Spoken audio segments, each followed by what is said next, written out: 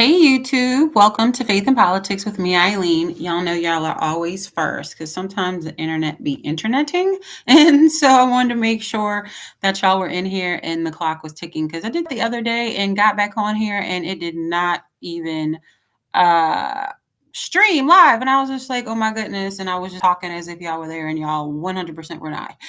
So I wanted to make sure that I got y'all on there first before I pull everyone else on. Now I'm going to, welcome to Faith and Politics. This is episode 38. It is called Transition, and we have a big show for you because there's a lot going on in New Orleans politics, and it's just a lot. So stay tuned while I get everybody else live really quickly for me. Thanks. All right, Podbean. We're live there. Now let's hit it.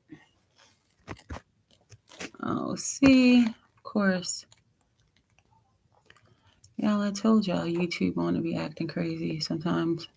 Well, this time we're just going to go live and hit it for Instagram. Hey, TikTok. Welcome to Faith and Politics with me, Eileen. Hey, y'all. Hey, y'all. Good afternoon. Good evening. Welcome to Faith and Politics with me, Eileen. We are here on, what is today? It is Tuesday. What is the 25th? I didn't even know the date, y'all. It is Tuesday, the 25th of November. We are in New Orleans, Louisiana. We have a lot going on in politics today. And so we will have a very interesting show for you. In episode 38, it was named Transition. I'm going to delve into kind of the spiritual transitions taking place in New Orleans that you see. Everybody's like, why is all of this going on in New Orleans? Like, what is the deal? So I'm going to break it down and kind of really let you know what's happening. And the cleanse is here. It really is. And this includes family, friends, churches, politics, business systems from top to bottom. You can't take your past into your future. And so the cleanse is here for New Orleans on every level. It will be uncomfortable for many people, but it is what it is. Our opinions really don't matter. And so we need to walk it and we need to let go of the past, because if we don't, it's really just going to be harmful for us. But we are here on November 25th, Tuesday, and I'm really excited. We're in New Orleans and we have a fun show for you. Before we jump into the full show, I just want to let you know that Faith in Politics, I did write a book for y'all.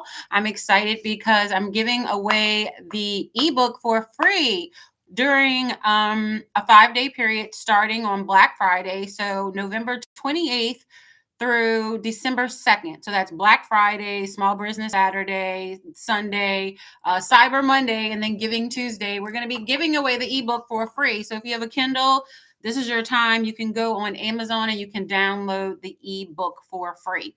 So that is my gift to each and every one of you. Everybody's trying to get you to buy something, and I'm trying to give it away. I'm trying to give away some New Orleans information, because when we can referee from afar and we know the rules of the game, we're stronger New Orleans. So I encourage you to go get the book. You can download the PDF for free. If you go there right in my IG, you can hit the little under the bio link.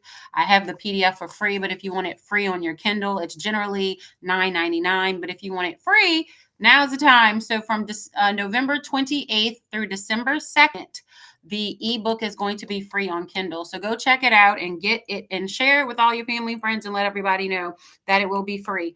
If you do, we are going to have a December meetup coming soon. It depends on, what everybody's really interested in. I'm kind of getting their 2 cents.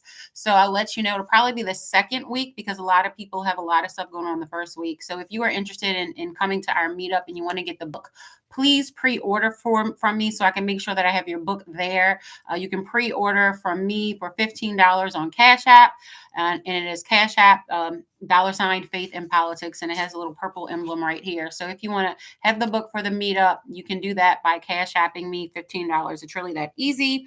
As well, if you want to get in contact with us, you can get in faithinpolitics504@gmail.com. That is faithinpolitics504@gmail.com. And of course, you can always call us Monday through Friday, 9 to 4. That is 504-434-2810. 2827.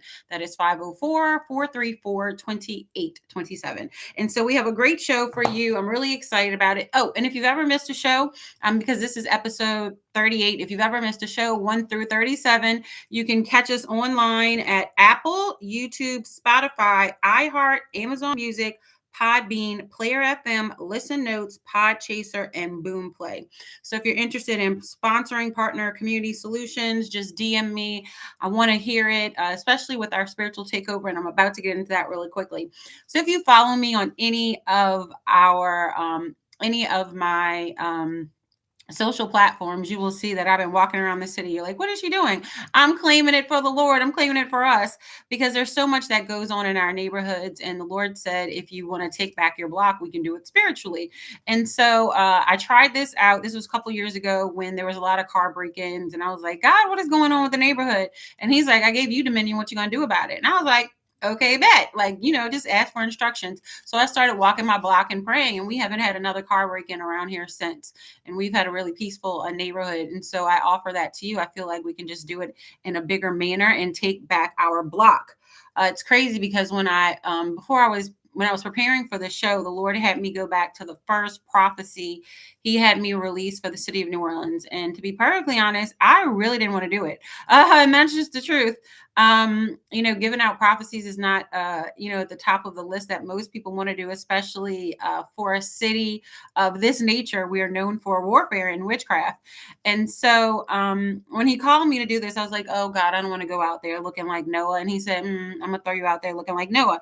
And so that's exactly what he had me do. And if you follow me on our at Faith and Politics Today on IG, I actually have it pinned, the prophecy from it's August 7th, 2022. So this prophecy was before the recall even happened. This prophecy was before I even knew I was doing the recall. That's the crazy part about it, to go back and listen. And the things that he released in that prophecy are like happening now. Some of them have already happened, and some of them are happening now. So it's really crazy, because when you walk with the Lord and he gives you information, like, you only prophesy in part. So you're watching it play out the same way other people are watching it play out, because he'll give you a word, but you don't necessarily know how it's going to happen. So I'm just sitting back like, oh my gosh, he said it was going to be a 3-part cycle. I really thought it was going to be 3 years, but it's not. It's like 3 seasons. So it's judgment, cleanse, and revival. And the seasons depend on our obedience. And so, like the prophet Elijah, he came with correction. And so that's the information that I deliver. I deliver a correction. A lot of people don't like it. It is what it is, but I'm not here for people's opinion. I'm here to do what the Lord required me to do, and I don't go back and forth. I deliver it, and the Lord convicts hearts. That's not our job. Our job is just to deliver the information, and what you do with it is between you and the Lord. So that's what I'm here for. I do want to offer this. If you are interested in any business development or you need help, I do have Carter Business Development, and you can again reach me at faithandpolitics504@gmail.com.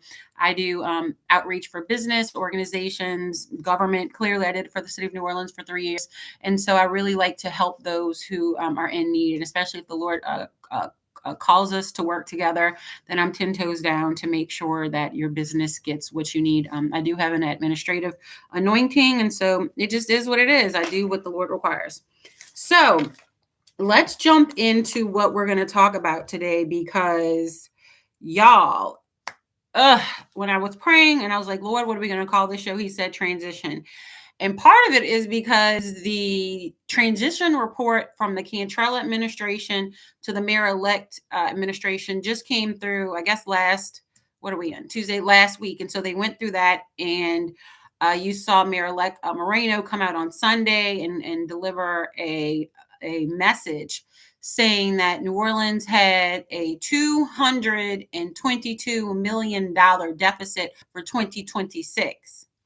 Hold up, wait a minute. So y'all know we've been talking about $160 million deficit. Well, the $160 million deficit was for 2025. Now, the budget that needs to be adopted has to be adopted by Monday, December 1st. And so what we've just found out as a city, that we're already in a deficit of $222 million. Now, I do not even take lightly the 222. that's prophetic too. And that's a whole nother conversation. But you have to look at this through spiritual eyes. And a lot of my conversation is for those with eyes to see and ears to hear. I do break it down so, everyone can get it, but you need to know that this is a spiritual thing that we're dealing with in the city of New Orleans. We didn't listen quite well during Katrina and get our mind right and really start walking with the Lord. And, here we go again. So, with this, reckoning comes before reset. So New Orleans will see a revival. What that time frame looks like, I do not know. We need to get our mind right, but reckoning comes before a reset. And so that's what we're getting right now. We're getting our reckoning. And the Lord said we were going through a cleanse period, and here we are going through a cleanse. And so what I really want, and actually before I go into all of the city information, I do want to deliver this for the spiritual side before we hit the business. When I'm talking about the cleanse, it's not just politics. It is literally from the top down. I mean, your family, your friends, your coworkers, your jobs, your businesses around the city, systems in the city, education, uh, everything, finances, everything. We are seeing a cleanse in the city of New Orleans. And so if you are holding on to something that is in the past and the Lord is trying to readjust where you are in life, if you are being called, because called and chosen are two different things. And a lot of people say, oh, I'm chosen when you were just called, because you can be called, but if you don't choose the Lord and start walking with him, you're not chosen. You may have giftings, but that does not mean you were chosen. So, there are different levels to that. And so I really see a lot of that in New Orleans, where they have a lot of people who are called. They have a lot of people who have giftings, but they have not surrendered to the Lord because New Orleans is dealing with a lot of pride. New Orleans is dealing with a lot of pride. I did not know I was going here, but it is what it is. New Orleans is dealing with a lot of pride. We're dealing with a lot of like the spirit of Jezebel as well, and the spirit of Absalom. So Absalom was David's son. And long story short, he was, kind of judgment for the stuff that David did, but he was a loving backstabber. So he backstabbed his own father. So those are some things that New Orleanians are dealing with from the top down. And so Leviathan was a spirit of pride, arrogance. There's a lot of anger. There's a lot of twisting of the words. So, you may say something and someone may twist your words and they may repeat something back. And you're like, well, that's not what I said. Well, they're dealing with pride. And so they can't even hear you correctly because of the pride that is going on. And so there is generational pride that is breaking in the city of New Orleans. And so here's the deal with pride. Pride is Leviathan is the spirit, or the principality, I should say. It's not just a spirit, it's a principality that Job dealt with in the book of Job. So if you want to go read Job, that'll give you a better understanding. But pride is not something that we can just deal with by ourselves. Pride is something that we have to yield to the Lord, and he has to help walk us through that deliverance.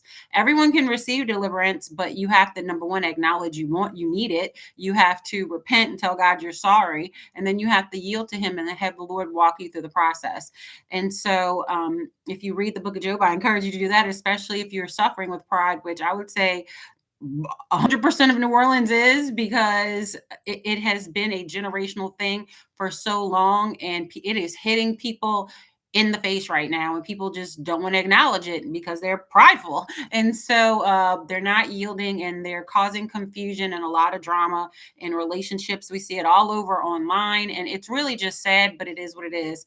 And so when you have eyes to see, you can see what it is. Don't let people have you pop off or something, because they're looking to argue. People are looking for arguments, and you just need to stand in who you are and just don't go for it. Now, Jezebel is like the queen of heaven, Mary, like all of that. I can go into the details of it, but I'm just going to go into the specifics, characteristics that you'll see. It's a lot of manipulation, domination, control, intimidation, and it's not a male or female thing. I know they use the name of it sounds like a female, but you honestly see a lot of it in the church. People try to dominate you, intimidate you. I was going to have the prophecy go live, but I just started to say it. So that's why the speaker was on. But you have a lot of, you see a lot of Jezebel in in the church, but you see a lot in families too, where one person is dominating the other, and it's really sad because it's supposed to be a covenant with the Lord. That's how our families are supposed to look, and it's just not happening that way. So the Lord is reordering, and he's highlighting these people. And so when you mix Jezebel and Leviathan, you get your narcissist. And so people, that's a lot of what you see as well. The Lord is putting these narcissists on blast and putting it in front of your eyes. Like, do you see this? Unfortunately, they do have a lot of people with scales on their eyes. And so you may put something in their face and they just can't see it. And then, later they have that aha moment of, I can't believe. Well, that's because you were kind of spiritually blinded, because a lot of people do witchcraft on people. It's the truth. It happens in New Orleans. And so unfortunately, it is what it is, but the Lord is here with the judgment and cleanse to wipe it out for those who need to go on their walk. So a lot of these systems are coming down so we can see and we can do better. And that's why even with regard to our politicians, because there is an altar of this. Well, let me hit Absalom. Like I said earlier, Absalom is the son of King David. And so you have a lot of loving backstabbers. So look at the people who are around you. You'll have a lot of monitoring spirits, people who want to know all your business. But why do they need to know all your business? Are you cool like that? And what are they doing with all of your business? Are they sharing it? And is it to help you or to harm you? I put out a couple warfare prayers a couple days ago. So I encourage you to go in my past post, and the front post, the title post was that removal prayer is like a Rico sweep, and it really is. And so I encourage you right now to do those Rico sweeps in your life, to remove people. Lord, please remove anyone in my life or who I have a connection with who is not in your will, who is not of my highest and greatest good. Please remove them from my life with grace and mercy. And in Jesus' name. And so we really need to be praying these prayers to remove the people from around us who are not of our highest and greatest good with the Lord, and who will align in our steps, because they will just delay you, and they will just really kind of cause confusion and delusion in your life. And so what does the enemy come for? They come to steal, kill, and destroy. So they're coming to steal your destiny, kill you, literally, like unalive you, make you not here on this earth. And so steal your time, things you cannot get back. We don't always look at it like that, but they will come steal your time and delay you. And then you may miss an opportunity. And so you have to go through a season for a whole nother time. And it may be like you're dating the same people. You're like, why do I keep dating the same person, but in a different body? Well, that's why, because the spirit has just switched to a different body. We are vessels, right? And so what spirit are you in? There's only two teams in the world. There's Team Jesus and Team Satan. So which one are you rocking with? There's God and the devil. So it is what it is. And if you're not rocking with Team God, you're choosing to be ignorant, and ignorant means a lack of information. You're choosing to be ignorant, and therefore you're defaulting to Team Satan. It is what it is. There's only two teams. And so I encourage you to choose one. And so with that, I shout out my shirt today to a World and Vision. This is one of their early shirts, but they got a deal to do artwork and a collab with the New Orleans Saints. So shout out to them. Because I will say this, those who are walking with the Lord are going to be moving up in this season. And those who did not choose God are about to have calamity after calamity after calamity, and just have drama in their lives. And so you'll be able to see the people who didn't choose the Lord, because they're just going to have drama in their lives. And so what I would say is peep game and move accordingly, because it's not going to be productive for you. So the Lord is removing and replacing people in your lives. He's pulling you into Him so that you can connect with Him and get direct information. You don't need to be getting your information from everybody else. If you need an inspiring word, maybe listen to a sermon, listen to, get a good playlist of your gospel music, and really tap in and clean your filter so that you can hear from the Lord clearly for yourselves, because that's the season that we're in. It's a separation season, and He is taking His people, and you're going to new levels. You're about to see great things in your life. I know it doesn't feel like it right this second, because the pressure is on. God is testing us to see if we're going to break, and if you really are are able to walk in this next season, because when you move up to new seasons, you get new devils. It just is what it is. So if you can pass these testings right now and humble yourself, you're really going to see a lot of blessings coming. Actually, some of them may not even wait till 26. You're going to see it at the end of 25 going into 26. So, stay the course, y'all. We got this, because reckoning comes before reset. So the reset's coming, but the reckoning is here for those who are not doing the Lord's will. So sometimes you just got to let them go and see them for who they are. So we are going to jump into, I needed to say that. The Lord had me say that. I really need to say that. So we are going to kind of jump into the reckoning that is happening in the city of New Orleans. I do want to hit that there was a letter to an editor in NOLA.com that was very interesting. I feel like a lot of the scales are falling off of the resident side, because after I read this letter, I was like, yes, New Orleans, yes. So I was really excited about that. We're also going to jump into the transition report. I'm going to break it down, the report that came from the current administration that's going to our future administration. And so they got to see what's going on in every department. And this is going to be eye-opening. Like, trust me, it was like, oh. And then the budget deficit, which is approximately $222 million. And that is what our mayor-elect broke down to us on Sunday evening when she dropped that. And I do not believe that 222 million was just a number that came out of nowhere. Look kind of how prophetic that is. God is not playing. So we need to get our mind right. So before I get all into that, I want to give you a little of the rules. And this is in the book, Faith and Politics. Like I said, you can get it on Amazon, and the ebook will be free from November 28th to December 2nd. So check it out there. The PDF is free in my link. And of course, you can also purchase the book. It's $15. You can buy it from Cash App for me. And we're going to actually go on page 15. I'm going to read a part of the legislative authority of the city council, because if we don't know the rules to the game, then we're just watching the news, and they honestly aren't giving a lot of context. And you have to know the relationships, because our mayor-elect used to work in media, and there are friendships in different levels of print media. And so that means our newspapers. And so you're not always going to get the an independent point of view. I'll put it that way. You're going to get the friend point of view of, oh, this was inherited. They keep saying that this deficit was inherited, and while from mayor to mayor, yes, but you cannot say that you didn't have any part of it when you were a city council member for the past 8 years. And you weren't just any city council member, you were an at-large member, which means you were either president or vice president of the city council. For the past 8 years, 4 of the years, you were president, and for another 4 years, you were vice president. So you had some input, and you had you have to own this. This is reaping season, and you reap what you sow. And so if this is your first time on here, you will know that, like I said, it's the cleanse season, and we are reaping what we've sown. And so in this past election, the Lord had me run for mayor, and it was really a clarion call to say, hey, y'all, this is not what we want. This is not what the city of New Orleans needs. But the city of New Orleans asked for a king, and so the Lord gave them Saul. And so that's what we have. And if y'all know the story of Saul, they were overtaxed, overworked, and their lives were miserable. So that's what we're living through, right? Or we just began to live through. We're about to live through it for the next couple years in this transition, because that's what episode 28 is. So on page 15, I describe what authority the city council has.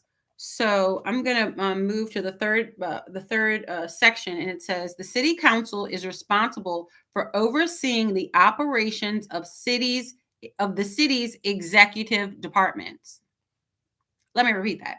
The city council is responsible for overseeing the operations of the city's executive departments. While the mayor and the chief administrative officer, the CAO, directly manage day-to-day operations, the city council monitors the effectiveness of these departments through hearings, reports, and inquiries. Council members often hold public hearings where department heads or officials may be asked to explain how their respective departments are functioning, how budgets are being allocated, and how policies are being implemented.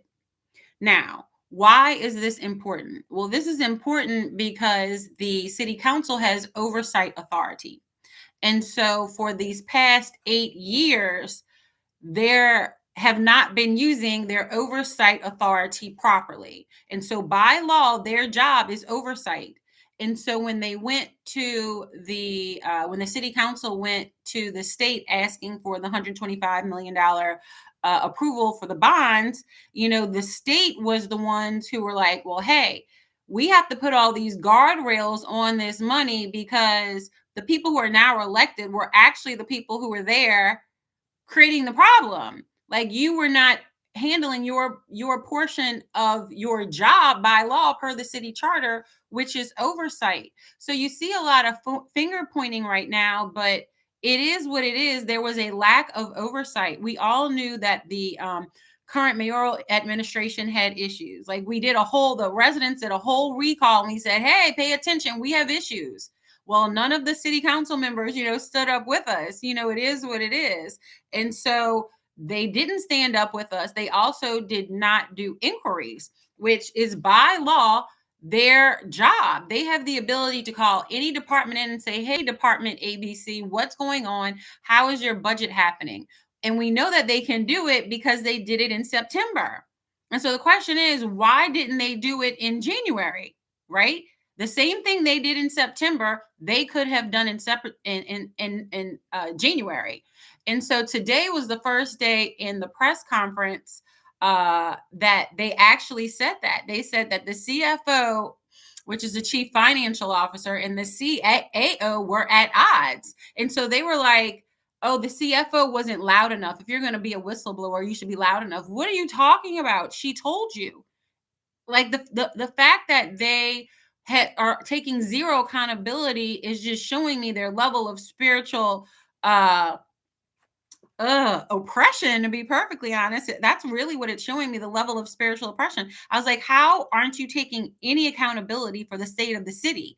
And you're still elected, which is like, gives me even more pause, because I'm like, y'all, we must educate ourselves on the process, because they are not going to tell us the truth. Like, 100% not going to tell us the truth. So we must know the rules of the game so that we can be efficient residents and hold them accountable, and organize and be united during these next couple of years and into the future, because they are not going to give us the truth. And so we just really need to make sure that we are educated on how the city runs, because they are not going to gaslight anymore.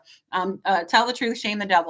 So I encourage each and every one of you to get the book. Like I said, the PDF is free. The ebook will be free from November 28th till December 2nd online on Amazon. You can purchase the book on Amazon, or you can purchase the book from me. We will have pre-orders now, because there will be a December meetup. If you're interested in coming to the meetup, please order your book from me now, so I can make sure I have a book in hand for you. And you can purchase the book at Cash App, Faith in Politics. I had a couple people ask me, so that was the easiest way I could do it for everyone. Cash App, it's $15, and it's Faith in Politics. And I'm going to do a big pre-order bundle group, and then have all the books there at the meetup for everyone to get. So make sure you do that, because it's very, very important. So with that being said, so now you have a little bit of background as to, by law, the powers of the city council. So with that being said, there was a letter to the editor in NOLA.com that I want to read for each and every one of you, because it gave me a little hope that I'm like, okay, New Orleans residents are starting to see the light, like the bewitching, like that's what I call it. Cause I'm like, how do y'all keep believing these people? I just feel like it's starting to break off, and people are starting to see the truth for what it is. So a resident wrote this, and he wrote, New Orleans is at an extreme crisis, essentially bankrupt in financing, leadership, and management. City council members and the city's chief administrative officer revealed in October that the city did not have money for payroll for the end of the year. This cash crisis reportedly arose from burning through nearly $200 million in reserve funds due to the city's failure to budget for overtime. The city council members claimed they were blindsided. However, the fault lies with the city council that is legally responsible for setting and overseeing the city's budget and spending. Instead, the council scrambled to borrow from Peter to pay Paul, even though the city cannot repay Peter. Some city leaders and managers want to blame others. Ultimately, the fault lies with the city's elected and management personnel. The New Orleans citizens are not responsible for and should not pay for this awful and unnecessary deficit created by the city's incompetence.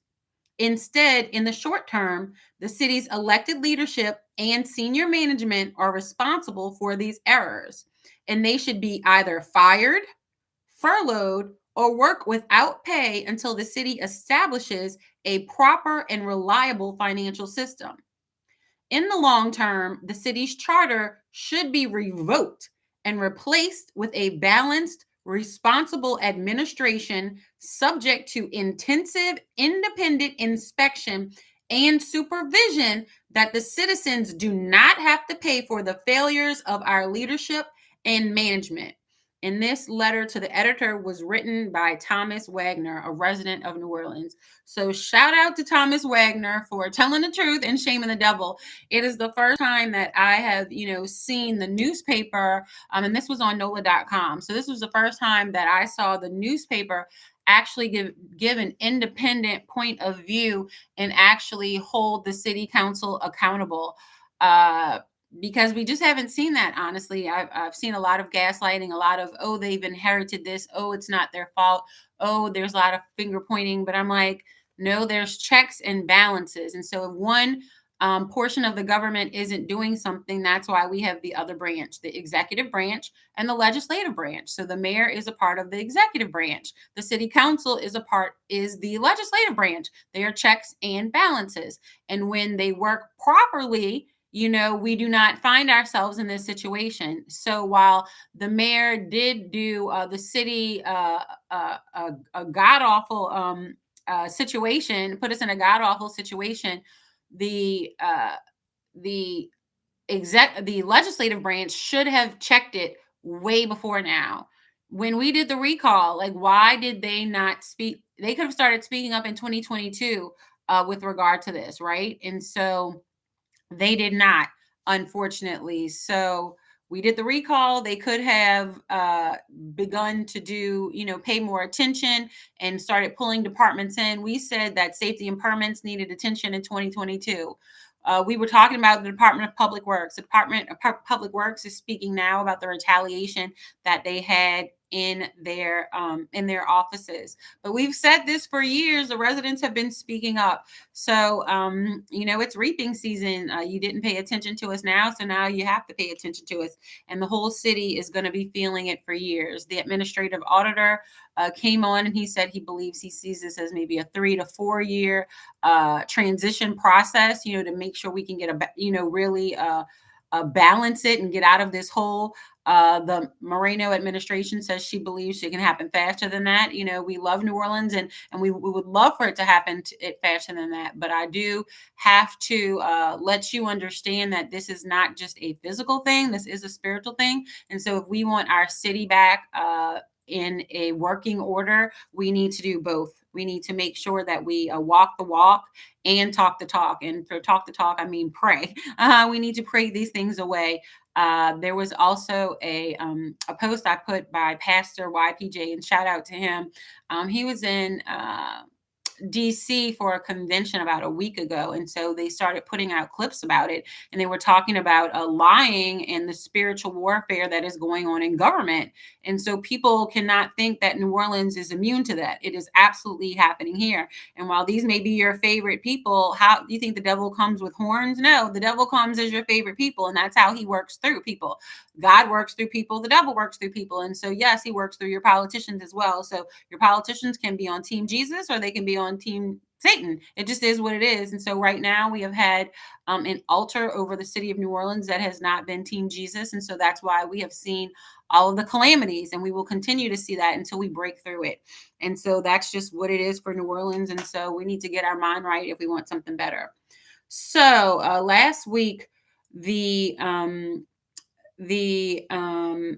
current administration, the Cantrell administration, delivered a 442-page transition report to the new transition team, because New Orleans is in transition from one administration to the next. So I'm going to read to you. I went through it, and so I kind of broke it down for you because, like I said, it's 442 pages. I did not read the entire report, but I'm going to give you the highlights of it because we really need to know what's going on in the state of the city, because it is not good. And so when we know the truth, we can walk in truth and we can do better. So the transition report challenges facing the incoming Moreno administration. Number one, there's a $222 million expected 2026 budget deficit. Yes, $222 million budget deficit for 2026. Now, you've been hearing that $160 million number. You're like, why did it change? Well, the $160 million deficit was for 2025. That's what we're currently in. Now we're talking about next year. So yes, there's already a larger deficit for next year's budget. So there's going to be a lot going on. So Mayor-elect Moreno is struggling with staffing shortages, aging infrastructure, outdated technology, and financial constraints, according to a 442-page transition report prepared for her team by the current administration.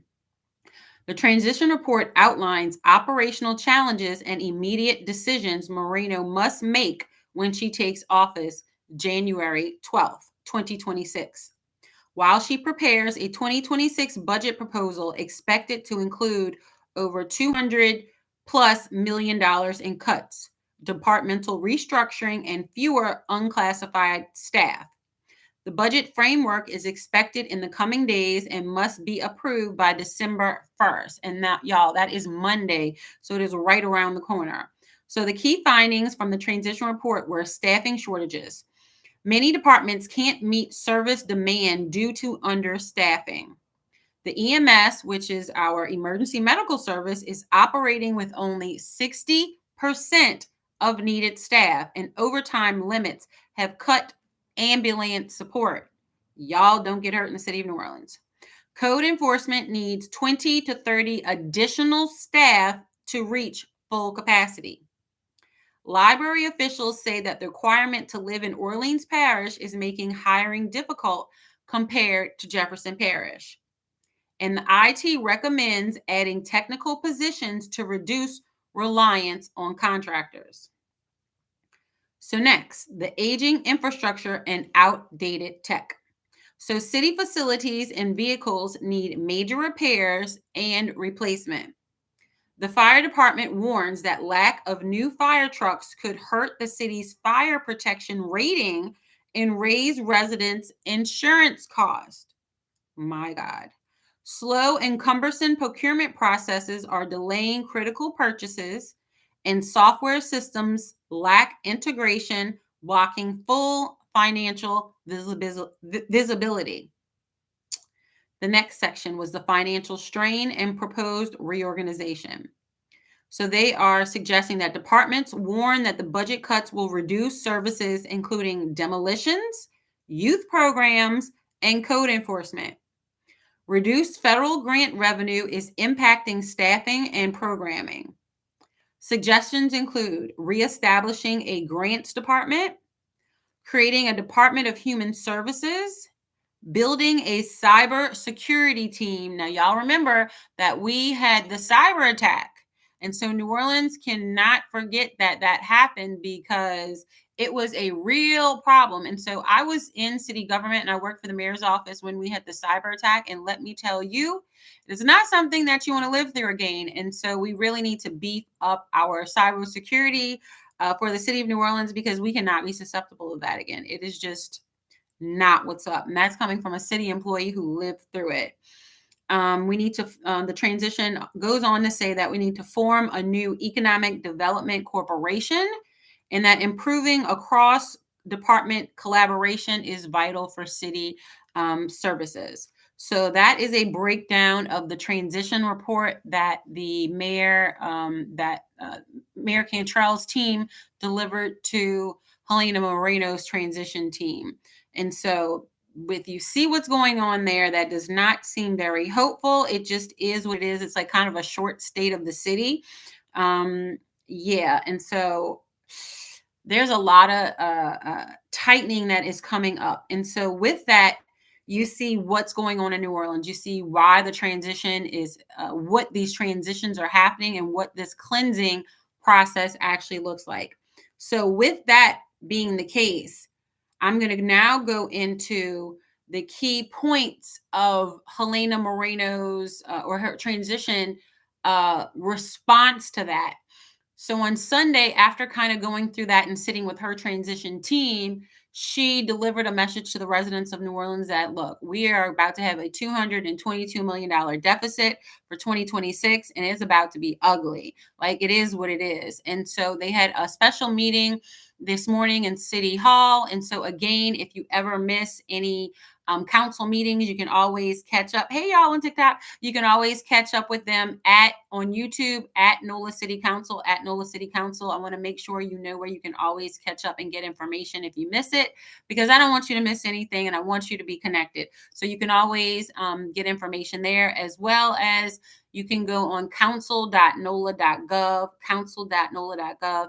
That is the website for our legislative branch. Now, remember, we have an executive branch. And so the executive branch is NOLA.gov, NOLA.gov. You can get to both of those from NOLA.gov, but a lot of times it's hard to maybe find the city council information. And so you can go right there on council.nola.gov. So there's two websites, NOLA.gov and council.nola.gov. And so that's the executive and the legislative branches. So I want you to know where you can get the information and where you can follow along. And on both of those, you can subscribe to their email blast and their press releases. So you don't always have to go searching for information. The information can come to you. It's really important that we do that, because y'all, it's going to be going down for these next couple years, and we have got to be involved. And so buckle up, because I'm about to tell you and give you the breakdown of what the Mayor-elect Moreno gave us today, and it is not fun. So New Orleans is going to be in a transition of cleanse,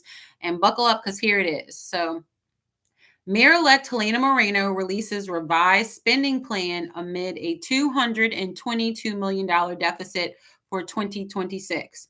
So the total budget, they are saying, for 2026 is going to be $801 million general fund spend for 2026. And so, y'all, let me just give you an example. So in 2025, the general fund spend was $878 million. So it is a projected revenue drop. So we will see a revenue drop in New Orleans in 2026, and that is in addition to the deficit. So we're going to be taking in less revenue and have a budget deficit. Hold on to your pearls, clutch them. Yes, it's getting real in New Orleans. So the priorities that the Moreno administration say is public safety. That's what they always say. NOPD, NOFD, which is our fire department, the EMS, and the jail. And so they say that is going to be what is going to be fully funded, as well as our essential services of sanitation and health. So they're saying those are going to be the things that are going to be fully funded. The major cost saving measures that they are looking at right now is going to be $150 million in reductions and restructuring. So they're going to have to shut down offices, pull them under departments. It's crazy. I said this during the election cycle, but it's going to really have to happen in more tightening ways than we thought. So 36 unclassified positions will be eliminated. 62, now these are approximate, so maybe 30, 34, 35, 36, 37. So 36 unclassified positions eliminated. And so unclassified positions are generally mayoral positions. So that means her team is going to be smaller, and they're going to be overworked. What do we say about Saul? Overworked, overtaxed, miserable. So her team will be, I know what I was like when I worked there, and we felt like we were overworked. So I cannot imagine it being shut down, not shut down, but 36 more unclassified positions being eliminated. There will also be approximately 62 probationary employees that will be laid off. And so probationary employees are people who have been working for the city for 1 year or less. So that's your probationary period. So you will not have a job. If you have been working for the city of New Orleans for 1 year or less, your job is being eliminated. In addition to that, 724 employees will be furloughed. Now, when I worked at the city of New Orleans, we were furloughed during COVID, and that was not fun. It was very uncomfortable, to be perfectly honest. And so 724 employees will be furloughed, and their furlough is going to be a 1 day each payday that they will not be paid. And so that is what the furlough is going to look like for 724 employees, as well as a hiring freeze. So there will be a hiring freeze on 134 vacancies in the city of New Orleans. So that total payroll savings will be $28 million. So I'm going to go over that really quickly because this is cost saving measures that they have done with employment and with the employees and with the workforce in the city of New Orleans. So 150 million in reductions and restructuring. That is approximately 36 unclassified positions will be eliminated. Approximately 62 probationary employees will be laid off. Approximately 724 employees will be furloughed, and that is 1 day each pay period.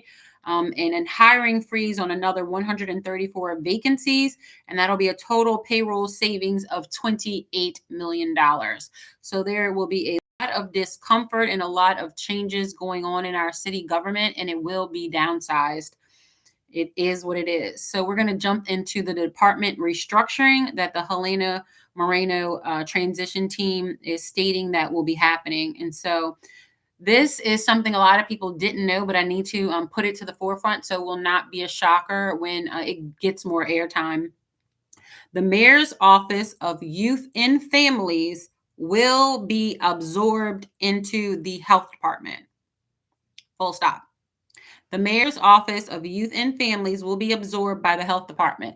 So if you all don't know, when this current mayor took office, that was actually one of the offices she created. It was the first thing she did was create the Mayor's Office of Youth and Families. And so many people have really enjoyed that office and the benefits that it brought, but it will be absorbed by the Health Department.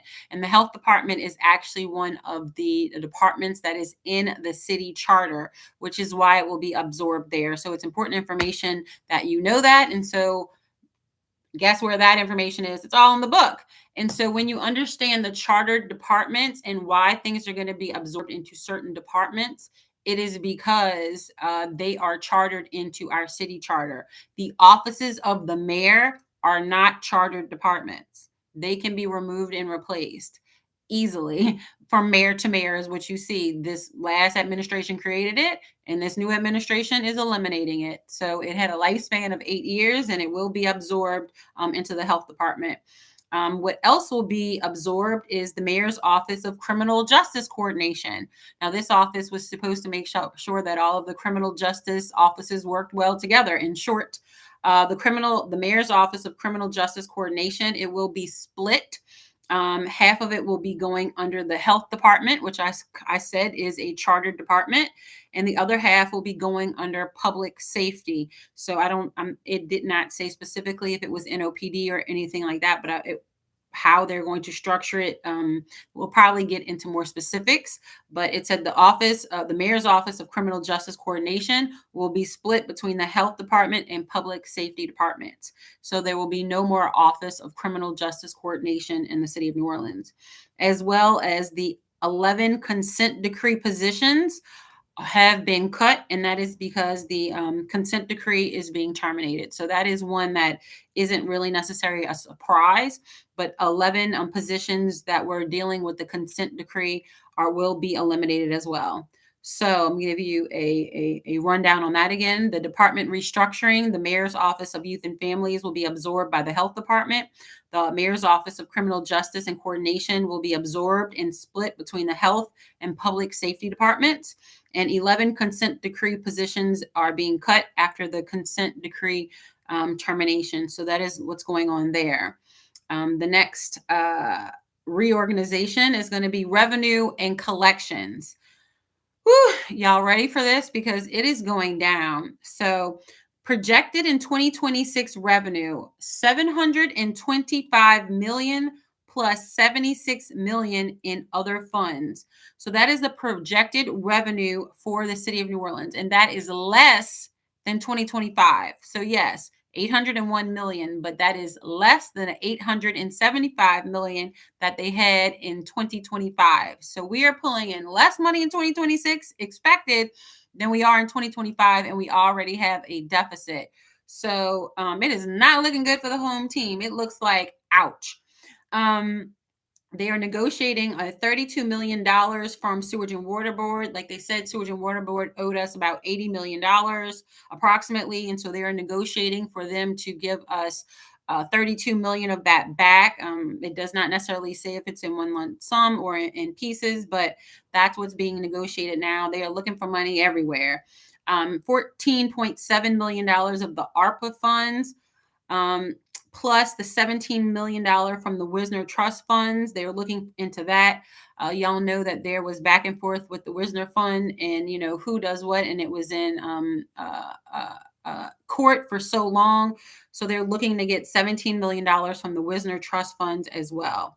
And here's the part where New Orleanians are not going to like. And I was like, when they said it in the press conference, I was like, oh, New Orleans, you need to know about this because the block is going to be hot. And I do not say that in a joking way. I mean that in a very literal way. They're about to beef up parking enforcement. So the block is really going to be hot. You cannot park any kind of way that you ever, like if you got used to just parking any kind of way, you can't do it. They're going to be on you like rice, like white on rice. And here's why. They're looking to downsize New Orleans in all of these ways. But guess what? They're looking to add positions. Parking meter maids. They are looking to increase it by 50 people. Yes, they are looking for 50 new officers to work in parking enforcement. So they're going to expand that so they make sure that they can nickel and dime us to death. Remember what I said about Saul? Overworked, overtaxed, miserable. It wasn't a joke. It's just crazy to see how it plays out when like God gives you say, hey, this is what's going to happen. And then it really starts happening. It's nuts. So they're going to be ticketing us to death. If you have an unpaid ticket, I'm sure they'll be going after your license or any other way that they can try to make people pay stuff. So the parking enforcement is going to be expanded in the city of New Orleans, and they are looking for 50 more plus officers, and they are looking for a potential $7 million coming out the pockets of residents of the city of New Orleans. So when I say the block is hot, I legit mean the block is hot. And in addition to that, if you had any unpaid tickets, they are coming for you for collections. They are looking for an expected or projected, I should say, another $5 million to come out of unpaid tickets. So they're going to be ramping up collections, knocking on your doors and doing anything they can to get this money out of your pocket. So just know what is up and what's going on. They are also exploring a new $20 Mardi Gras crew rider fee. So if you participate in any Mardi Gras parades, they are looking for this to be established in 2026, not like in the next year, like this year coming up, like in a couple months. Yes, they're looking for an extra $20 from each rider to do, I believe, like sanitation fees and to clean up, because we have been really, the city has been taking a hit with regard to sanitation for a lot of years. There hasn't been an increase since 2011, but you haven't had an increase since 2011, but you downsized the services, but the cost for the services have increased. So we understand, but it's hard to ask people for more money when you took services away from them. So it's going to be a hard sell. In addition to this, y'all not even going to be ready. They want to increase the sanitation fees. Like I said, it hasn't been changed since 2021. They're looking for a $24 monthly sanitation fee to be increased. So they're going to be looking to increase sanitation fees while our service for sanitation has gone down to 1 day a week pickup. So that will be a hard sell for the residents. So how they're going to do that, I don't know. They'll probably package it with a little medicine so you can take it down. So you can take the medicine down a little bit easier, but it is what it is. And so these are some other reductions that are becoming, and I know the residents aren't going to love them, but it's what's going to happen. So other reductions is going to be a $740,000 cut from our Pathways Youth Internship Program. There is going to be another $400,000 cut from Evening Reporting Center and another 75% travel reduction, which is approximately $500,000. So I know we don't really care that much about that. You're like, oh, they don't need to be going anywhere either. They need to be working. And so remember all that time residents were like, let the mayor live, let her travel, whatever. Well, she should have been here, helping figure this out. And then the city council should have been having oversight and calling these departments in and saying, hey, what's going on? And making sure that Peter and Paul were meeting and none of them were doing their jobs. So, they all need to be held accountable. And so last but not least, a $4.6 million from different agencies' savings accounts that they are looking for. So that's what's going on. The reductions, I'm going to give you that short version as well. Revenue and collections projected 2026 revenue is $801 million. That is $725 million plus $76 million in other funds. Negotiating $32 million from Sewage and Water Board, $14.7 million ARPA funds plus $17 million in Wisner Trust funds. They're looking to ramp up parking enforcement, adding 50 more officers with a potential $7 million. They're going to dig in on unpaid ticket collections, projecting another $5 million. They're exploring a $20 Mardi Gras rider fee, which will probably take effect in 2026. And they're also considering increasing your sanitation fees and $740,000 cut from the Pathways Youth Internship Program, another $400,000 cut from the Evening Reporting Center, and 75% travel reduction across the city, and a $4.6 million from agencies savings from different agencies across the city. So what is next now that you know a lot of those numbers? I know a lot of it just may come across like, but you really need to know that. You need to know what is going on in your city and how the money is being spent and how they're budgeting or not budgeting, because they weren't doing what they were supposed to be doing. And now your city services are being cut. And so why has it been important all these years when I've been speaking up, people like, why is she talking? That's a Black woman or this is a woman. I'm like, it doesn't matter who's in there, purple, green, and gold. These are your city dollars, your tax dollars, and this is how it's being spent. And because they weren't spending and paying attention to how they were being spent, now it's going to hurt you in your pockets. And now they're coming after you in your parking fees. Like I said, the block is hot is legit hot. Like, do not be parking anywhere. And it's going to hurt. And so what's next? The budget is due. The 2026 budget is due on Monday, December 1st. December 1st is the 2026 budget is due. And the Moreno administration is going to be letting us know and announcing her leadership team on Tuesday, December 2nd. So look out for those dates to see what's going on, because New Orleans is going to be a hot I don't want to say a hot mess, but a hotbed of information. I will say that for days and weeks to come. And the state revenue proposals are coming in the 2026 legislature. So that is what's going on in the city of New Orleans. It may sound grim, and it is going to be tightening up, because the transition for New Orleans is here. That's what episode 38, that's what I named it, transition, because we are in it. We are legit in the transition. Somebody asked, where did the money go? How was 2024 okay, but not 2025? What was happening is there was a lot of funds from the COVID relief and one-time money that came in. And so they were able to rob Peter and pay Paul and not really announce it to the residents. Now, here's my thing.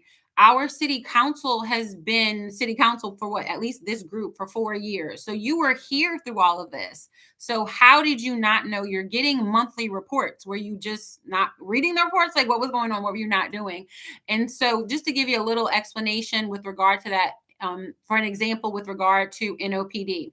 So NOPD was getting, they kept saying that they were overfunded, but they weren't really overfunded. They, on paper, it looked like they had too much money, but what they were doing was they were using the overtime and replacing that money with it. So while this money may have been budgeted for A, B, and C, that they did not per se use, the money was used because they had under budgeted overtime. So while it looked like you didn't have these positions filled, and so this money wasn't, budgeted, it was actually still being used for overtime. So what happened in 2025 is they actually right-sized the budget. So they said, oh, you're not using this money on paper? Okay, bet. We're going to lower your budget. But in actuality, they needed that money because they were using it for overtime. So basically, they got caught with their pants down for not budgeting correctly.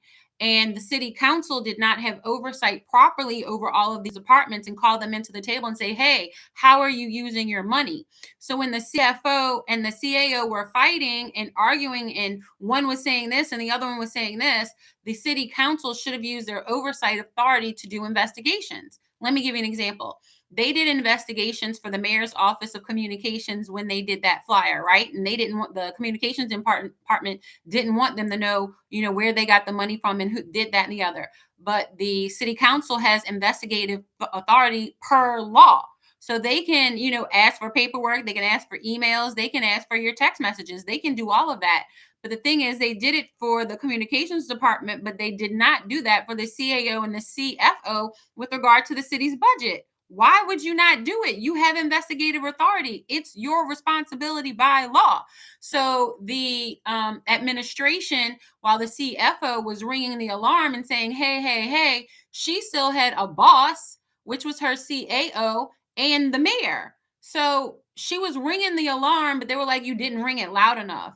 Well, how loud does you want her to do it without, just basically a retaliatory of losing her job? Because that's what was happening to people who were speaking out. They were losing their jobs. You saw people lose their job in code enforcement for speaking out. You saw people who were losing their jobs in different departments for speaking out. And so she was trying to stay there and speak up, but there's only so much you can do when you need, somebody of a higher elected position who can't just lose their job to help you.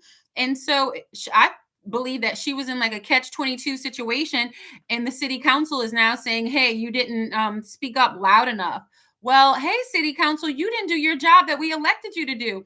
But you know what? They're never going to say that. They're not going to say that. Now, it would honestly break a lot of the strongholds over the city of New Orleans if they did, if they repented and said, hey, residents, we're sorry for not catching this and being, fully transparent and honest with us. But unfortunately, we see that they're continuing with the gaslighting and the finger pointing. You can't at this point, you can't gaslight us and say you didn't know. You were there for 8 years, the current mayor elect. And so in our city council members, some of them now, you were there for 4 years. Like, and it's not just, JP Morrell was on leadership, but you had Leslie Harris, who was on the budget committee. You had Oliver Thomas, who was on the budget committee. You had Joe Giarrusso, who was, over the budget.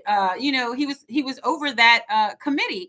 And so all of these people have a piece of this, and you cannot just act like you weren't there. You were there. You were supposed to be representing us, and you were supposed to be paying attention to the budget. So it is what it is, what it is. Own your piece and take accountability and do something different.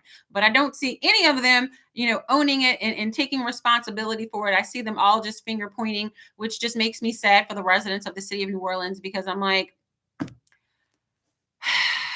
the leadership is still trying to give us the okie doke and lie to us.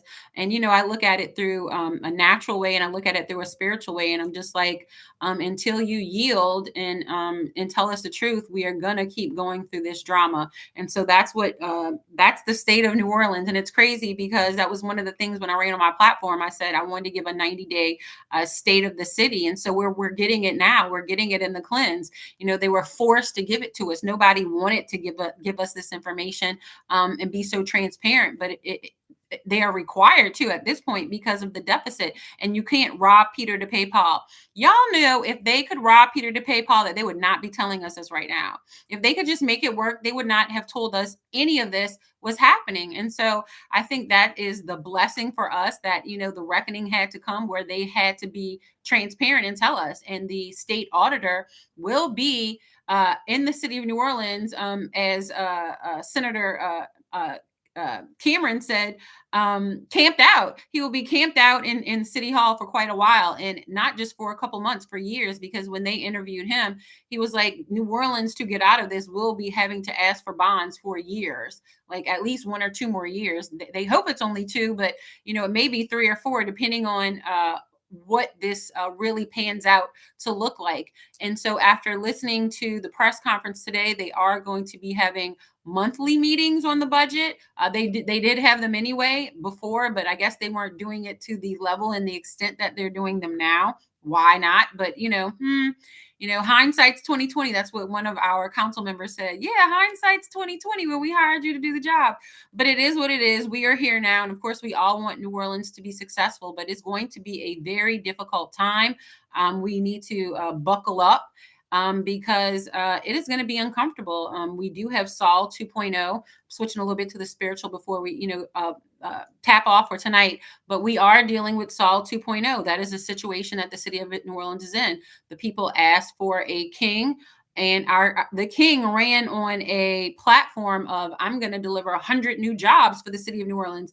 Well, you're already in a situation before you even take office that you're saying that you will have to eliminate more than 100 jobs. And so I just think the reaping and the sowing season came faster than they thought it was going to come. And here we are. And so they got to bite the bullet, downsize city government, and what you thought you were going to be able to skip into is not the case. And so that's why residents really, really, really need to know the rules of the game so they cannot lie to us anymore, because we have been lied to. We have been gaslit. I said this all throughout the recall. I'm saying it again. I said it, during the election season. I don't just speak up because I think it's a great idea. I do it because the Lord taps me on my shoulder and says, Eileen, go say this. And so, having been born in politics and growing up under an elected official, there are certain things that, and things I can kind of see through and know, and especially having worked in the communications department for the city of New Orleans, I know what they tell us and what they don't tell us and how they craft a verbiage, and they do fluff pieces and deliver them to the media to make them look good. And now just isn't the time for it. Now is the time just to tell the residents the truth. Let us have a full understanding, and everyone needs to take accountability for their piece and be honest with the residents, because it's just not fair. And this new administration has an opportunity to press reset and to be really honest with the residents. And unfortunately, I just don't see that right now. I see a lot of finger pointing and, oh, I'm inheriting this. No, you were there for it.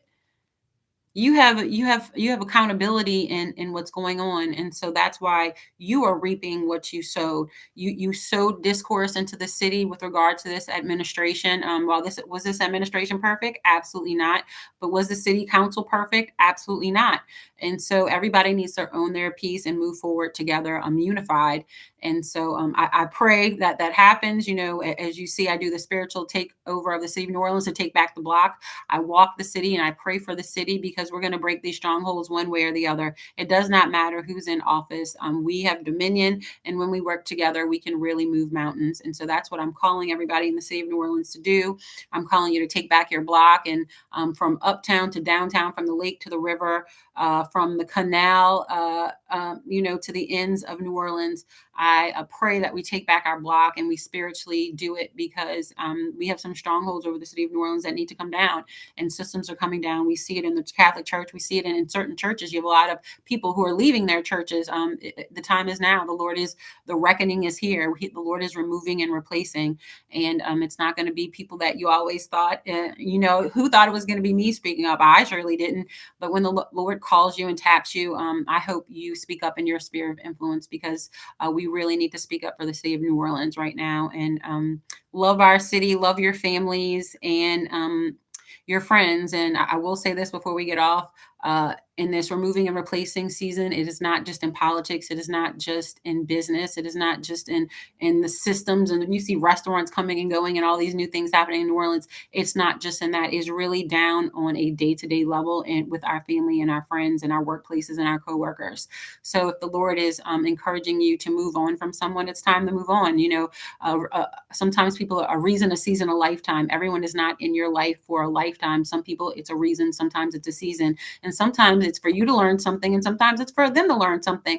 But I would encourage you in this season, especially as we move into the new year, to let go of the past, to leave it in the past with grace and mercy. No hard feelings. It's just time to, turn the page and move to new chapters. But it is what it is, and that's the season that we're in. We're reaping what we sow.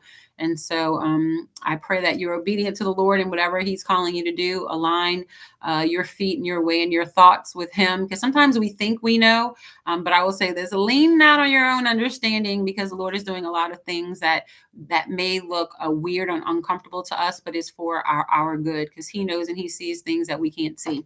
And so you can get all of the information that I was talking about today in Faith and Politics. I wrote this because the Lord told me to. I did not know all of this was going to go on in New Orleans, but the Lord likes us to be educated and to understand. And so again, the PDF is free. You can get it in the link in my bio. The Kindle version ebook will be free. It's usually $9.99, but it will be free from November 28th, which is Black Friday, through December 2nd, which is Giving Tuesday. So I'm trying to give it away. I love y'all so much. I'm trying to give you this information literally. And so you can get the book for free and the ebook for free as well. I'm really excited about that, because I love y'all, and I just want y'all to have the information and not get the okie doke. I just feel like we've gotten the okie doke for so long, and it's just not fair to our people. And it's just not okay the way that they've treated us. We deserve better as a city. If they're not going to do it for us, we're going to take back our city one block at a time, and with information. We're going to hold them accountable with love, but we're going to hold you accountable, because you just can't treat us like this anymore. It's just not okay.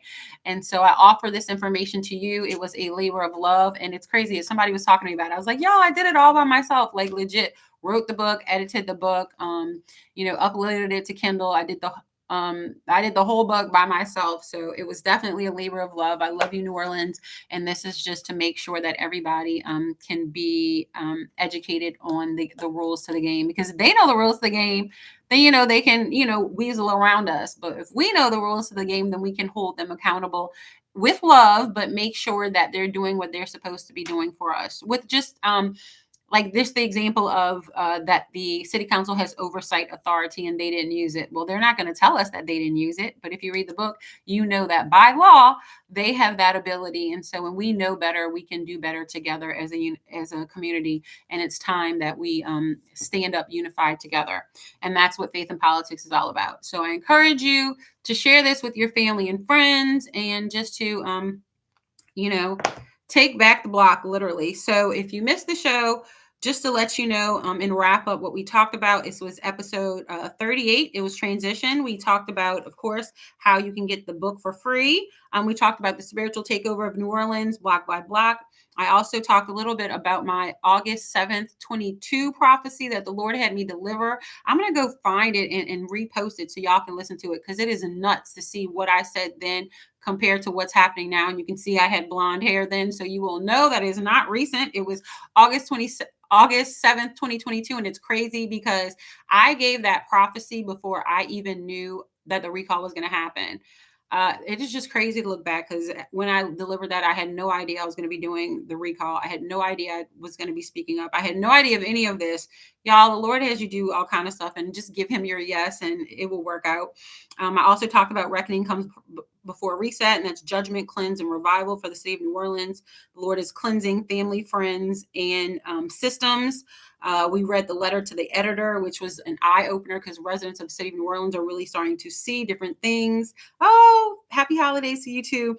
And I gave a breakdown of the transition report from the Cantrell administration to the Moreno administration. And then I broke down the budget deficit and the changes and the cuts that the mayor-elect plans to have. So check out episode 38, Transition. It is a doozy. It is all the stuff you needed to know, and probably stuff you didn't really want to know that was going to happen in New Orleans. But I believe on the other side of this, New Orleans is going to see a revival. We are going to be better for it. And as we go out, I'll tell you, there is a prayer second line per se that is going to be over Bourbon Street. It is one of the first kind of bright things that I've seen. I'm really excited about that. So when they reveal it, I will go and see it. I think they're going to open. I think they said December 1st is when they're going to announce it, but they put it out on the news. And so there's going to be like these prayer flags that are going to be hanging over Bourbon Street, and it's going to be from the 100 block to the 300 block. They're putting in an art installation, and so I was really inspired by that. So just seeing these little glimmers of hope throughout the city of New Orleans is really hopeful, because Jesus is king, and we need to start getting that right and back in order so that we can be a stronger New Orleans. We need to stop being known for witchcraft and voodoo and all of those things, and be known about our faith and standing 10 toes down for the Lord.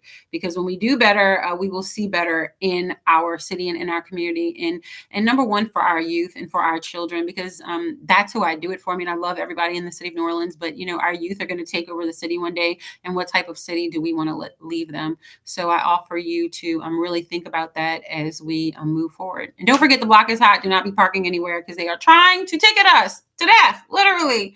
So I love you all, and I will see you on Thursday. And I know Thursday is Thanksgiving, but I think I really may pop on here with maybe a short message, not maybe the full hour, but a short message. I don't know, whatever the Lord puts on my heart, because it's important that we're grateful. So many times we complain about this, that, and the other, but do you have lights on? Do you have food on your table?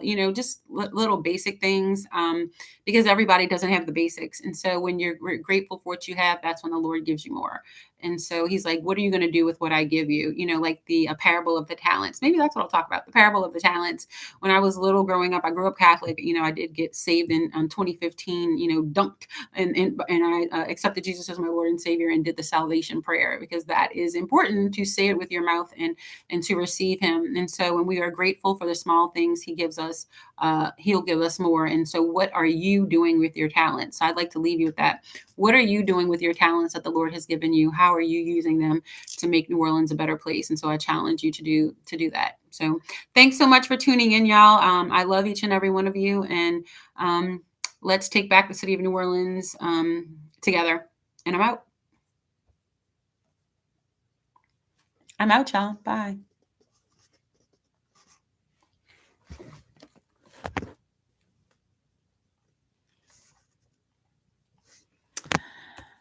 And to YouTube, we are out. Thanks so much for tuning in. I love each and every one of you, and I will see y'all on Thursday.